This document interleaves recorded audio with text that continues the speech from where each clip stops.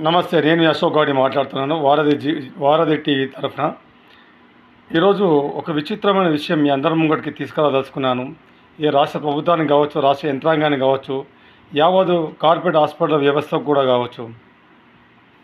Aarogyasri card తీసుకొని వస్తే ఒక హాస్పిటల్కి వెళ్తే ఈ ఆరోగ్యశ్రీ పైన ఈ ట్రీట్మెంట్ మా హాస్పిటల్ లేదని చెప్పేసి పంపిస్తూ ఉంటారు. అదే స్టార్ ఇన్సూరెన్స్ కానీ, హెల్త్ ఇన్సూరెన్స్లు ఏవైనా కార్డులు ఉంటే కానీ అన్ని రోగాలకు ట్రీట్మెంట్ చేసే కార్పొరేట్ వ్యవస్థ మరి ఆరోగ్యశ్రీ కార్డుకి అన్ని రోగాలు ఎందుకు చేయదని చెప్పేసి మేము ప్రశ్నిస్తూ ఉన్నాము. ఈ రాష్ట్ర ప్రభుత్వ కార్డుకు అంత విలువ లేదా? ఒక్క హాస్పిటల్ ఒకటే ట్రీట్మెంట్ అని చెప్పేసి ఇది ఎంతవరకు సమంజసం?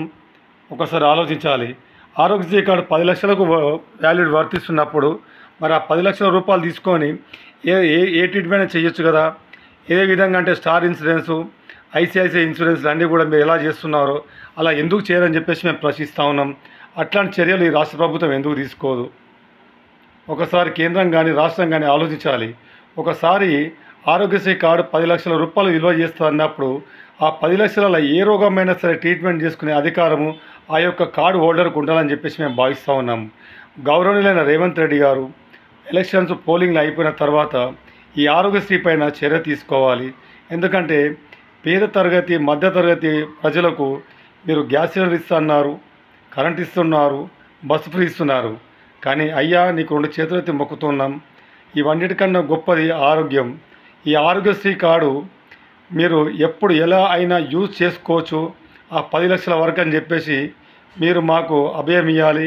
అదేవిధంగా ప్రతి కార్పొరేట్ హాస్పిటల్ వ్యవస్థ కూడా దీనిపైన చర్య తీసుకోవాలి. మేము అదేవిధంగా ప్రతిపక్షాలను కూడా కోరుచున్నాం.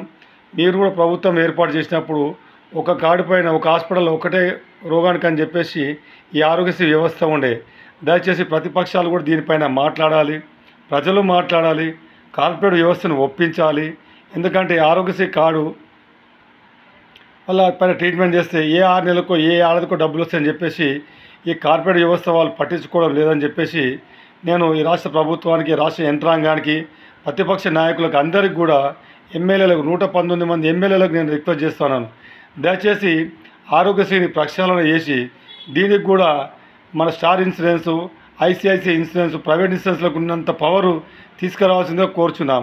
ఎందుకంటే ప్రజల మనుగడ సాగాలంటే ఈ యొక్క ఆరోగ్యం పైన లక్షల రూపాయలు ఖర్చు పెట్టలేని వాళ్ళు ఉన్నాం కాబట్టి దయచేసి ఈ ఆరోగ్యం పైన చర్య తీసుకోవాలని చెప్పేసి ఈ యొక్క ప్రభుత్వాన్ని వేడుకుంటున్నాం. ఇది మా విన్నపం మాత్రమే. ప్రజలారా మీకేమైనా తప్పుగా భావిస్తే కామెంట్ బాక్స్లో తెలియాల్సిందిగా కోరుచున్నాం. ఎందుకంటే ఆరోగ్యమే మహాభాగ్యం, మహాభాగ్యవంతుడే అందరికన్నా కరోడుపతి. దయచేసి దీనిపైన చర్య తీసుకోవాలని కోరుచున్నాం. ఇట్లు వారధి టీవీ మీ కొత్త అశోక్. దయచేసి సబ్స్క్రైబ్ చేసుకోవాల్సిందిగా కోరుచున్నాం.